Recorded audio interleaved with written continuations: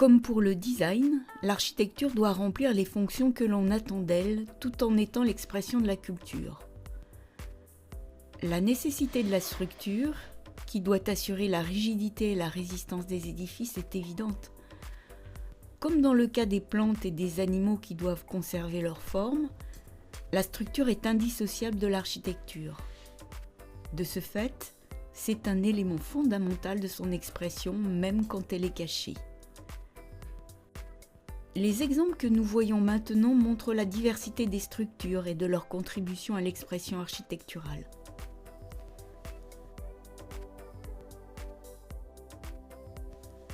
Souvent, les critiques d'architecture exploitent la rivalité entre ingénieurs et architectes pour faire porter l'enjeu de la structure sur sa domination ou subordination à l'architecture. Faut-il, comme certains, considérer que ce qui ravit le public en architecture, c'est le geste, l'extravagance, l'excès ? Si c'est le cas, alors de tels critères appliqués à la structure sont a priori en opposition avec un certain nombre d'objectifs des ingénieurs structure. Fonctionnalité, développement durable, économie de moyens. À l'opposé, une structure qui remplit parfaitement les critères strictement techniques ne suffit pas pour faire une bonne architecture. Cette dichotomie est trop pauvre. Les relations entre structure et architecture sont beaucoup plus complexes, plus subtiles. Certains architectes considèrent la structure comme un registre d'expression formelle, d'autres s'inspirent de ces principes pour la génération de formes, d'autres encore n'y prêtent aucune attention. Mais il ne faut pas oublier que si la structure possède ce statut particulier, c'est bien à cause de sa fonction rationnelle incontournable, qui est de maintenir la forme géométrique des systèmes abrités, malgré l'ensemble des agressions, internes ou externes, qui s'expriment comme des forces ou des déplacements imposés. C'est une responsabilité de l'architecte que de choisir le système structurel d'un bâtiment, le spécialiste n'intervenant qu'a posteriori pour dimensionner de manière détaillée et chiffrée les éléments projetés. Cette responsabilité de solidité confiée à l'architecte est très ancienne. Le Code de Hammurabi est un texte juridique babylonien, écrit en akkadien, vieux de plus de 35 000 années. Il codifie déjà de manière très sévère la responsabilité de l'architecte. Il y est par exemple prévu que si un architecte construit pour un autre une maison et n'a pas rendu solide son œuvre, si la maison construite s'est écroulée et a tué le maître de la maison, cet architecte est passible de mort. Aujourd'hui, les textes sont plus nuancés, mais la responsabilité du maître d'œuvre a bien été engagée dans l'effondrement du terminal 2 de l'aéroport de Roissy en 2004, qui a tué 4 personnes. Le critère en résistance est associé à un état de la structure qui doit être garanti, même quand elle est soumise à une charge particulièrement importante, qui n'a que peu de chances de se produire. On appelle cet état l'état limite ultime, ou ELU. Le deuxième critère auquel doit satisfaire la structure est la raideur.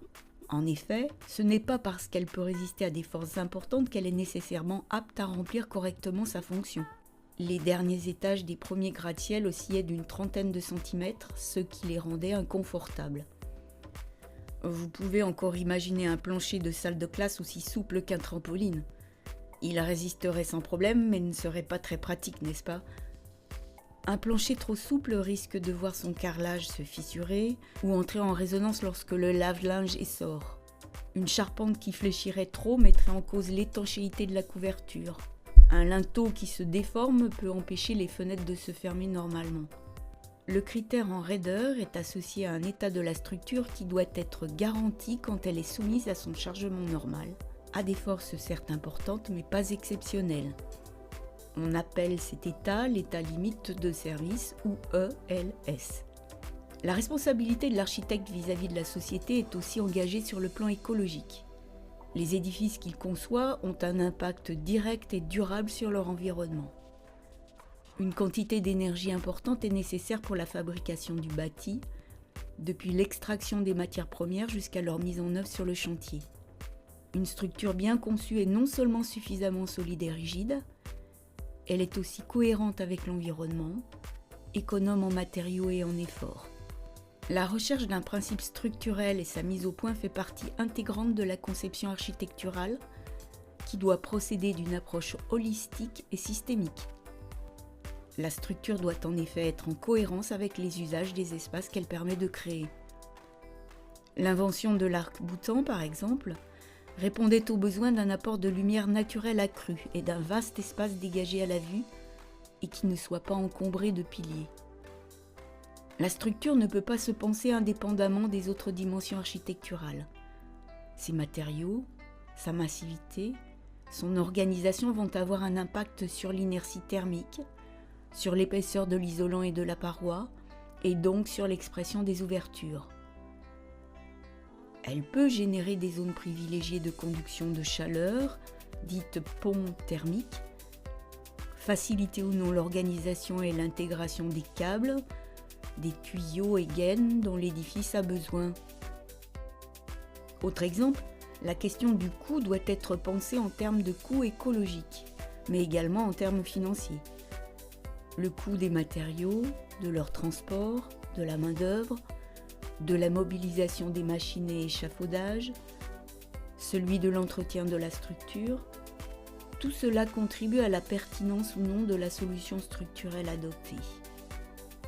Ainsi, même si l'étude de la structure insiste davantage sur les enjeux de stabilité, de résistance, de raideur et d'optimisation structurelle, il ne faut pas oublier qu'il ne s'agit que d'une partie des critères qui déterminent la pertinence de la structure.